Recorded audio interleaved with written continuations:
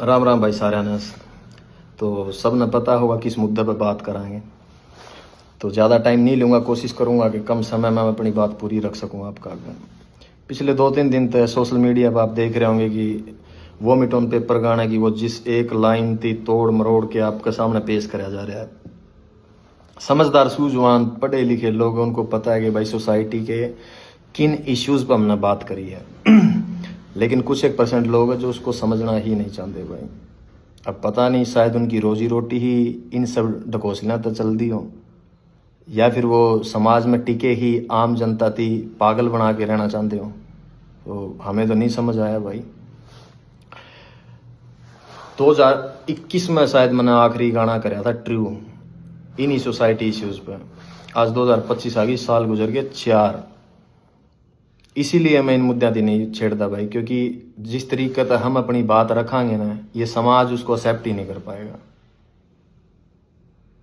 चाहते तो ये थे कि म्यूजिक का वाला था इनके इर्द गिर्द सोसाइटी में जो अच्छी और बुरी चीज़ें हो रही है वो यूथ और नई नस्ल का आगे रखांगे, फिर कहीं जाके डोस्टोव्स्की, कार्ल मार्क्स, कृष्णमूर्ति तक इनती लेके जावांगे।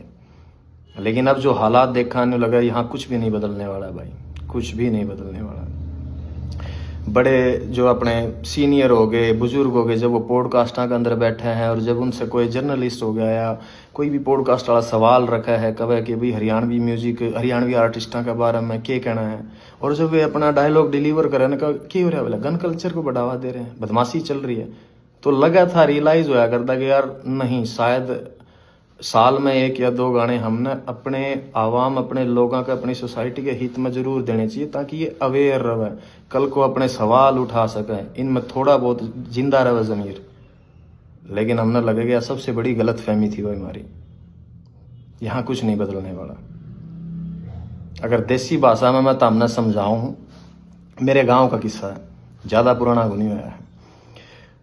तारा शायद कई जगह पर खेड़ा कहते हैं, हमारा खाड़ा कहते हैं भाई।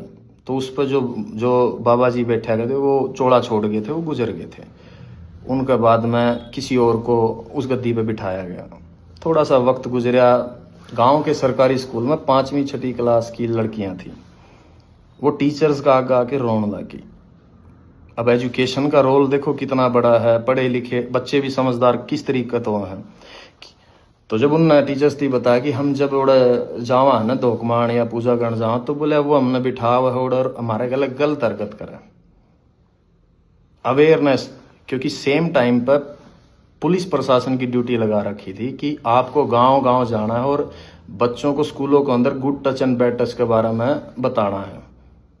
तो एजुकेशन ने अपना रोल प्ले करा। उन्हें लगा कि अगर हम हमारे माँ बाप को बताओ, क्योंकि कई बार क्या हो गए, जहन के ऊपर मजहब और धर्म के ऐसे गिलाफ चढ़े हुए हैं कि आपको सही और गलत का फैसला ही नहीं करना आता।